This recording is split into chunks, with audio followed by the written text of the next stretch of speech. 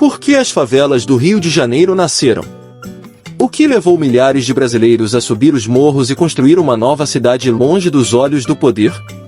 Como a promessa quebrada de um governo criou o símbolo mais marcante da desigualdade nacional? Tudo isso você verá agora, em O Surgimento das Favelas. Aqui no canal GRJ Filmes.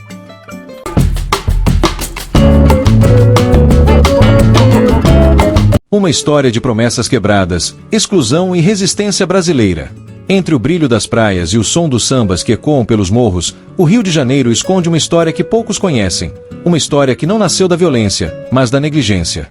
As favelas não surgiram como centros de crime, mas como refúgios improvisados por brasileiros esquecidos por um Estado que, desde o início da República, prometeu muito e entregou pouco. O nascimento das favelas é, antes de tudo, um retrato do Brasil. Um país que cresceu sem planejamento, conduzido por elites políticas distantes do povo, que acreditavam poder modernizar o país sem antes cuidar de suas raízes. As origens, os soldados da Guerra de Canudos e a favela que deu nome a todas. O ponto de partida está no fim do século XIX, após a Guerra de Canudos, de 1896 a 1897.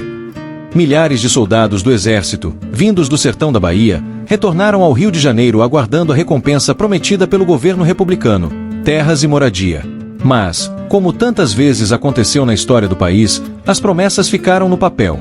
Sem lugar para viver, esses homens subiram um morro próximo ao centro do Rio e ali construíram casas simples de madeira e barro. O lugar recebeu o nome de Morro da Favela, em homenagem à planta resistente que cobria os sertões onde haviam lutado. Nascia ali o primeiro núcleo de habitação popular do Brasil, erguido por brasileiros abandonados à própria sorte. O nome favela se espalhou. De morro em morro, a cena se repetia. Famílias pobres, operários imigrantes subindo os altos, buscando um espaço onde pudessem existir sem depender da ajuda de um Estado que nunca chegava. O progresso que expulsou os pobres. No início do século XX, o Rio de Janeiro passou por uma transformação ambiciosa. Inspirado em Paris, o prefeito Pereira Passos quis modernizar a cidade, abrir avenidas largas, construir praças, embelezar o centro. Mas essa modernização tinha um custo: a destruição dos cortiços e das moradias populares onde viviam milhares de trabalhadores. Sem ter para onde ir, os despejados subiram os morros e ocuparam as encostas. Foi a cidade do progresso empurrando os pobres para fora de sua própria história. Enquanto o asfalto se iluminava, nascia uma nova cidade acima dele, um Brasil invisível, feito de tijolo cru e telhado de zinco. Essa separação física entre asfalto e morro seria, nas décadas seguintes, o símbolo mais claro da desigualdade brasileira. Um país dividido entre quem pode pagar e quem precisa improvisar. A ausência do Estado e o surgimento de poderes paralelos. Durante boa parte do século XX, o Estado não enxergava as favelas como comunidades humanas, mas como problemas urbanísticos. As políticas públicas se resumiam a remoções, promessas vazias e projetos interrompidos. Sem segurança, sem saneamento e sem escolas suficientes, o povo da favela criou suas próprias redes de sobrevivência. E quando o Estado se omite, alguém sempre ocupa o vácuo do poder. Nos anos 1970, o tráfico de drogas se organizou dentro dessas comunidades, oferecendo o que o governo nunca ofereceu: dinheiro rápido, proteção e uma falsa sensação de pertencimento. Nascia, assim, um novo tipo de poder, armado, autoritário e profundamente enraizado na carência. Mais tarde, surgiriam as milícias, compostas por agentes do próprio Estado que, sob o discurso de combater o crime, impuseram outro domínio violento. O que começou como abandono virou um ciclo de opressão, agora não apenas pela ausência do Estado, mas pela corrupção de quem deveria representá-lo.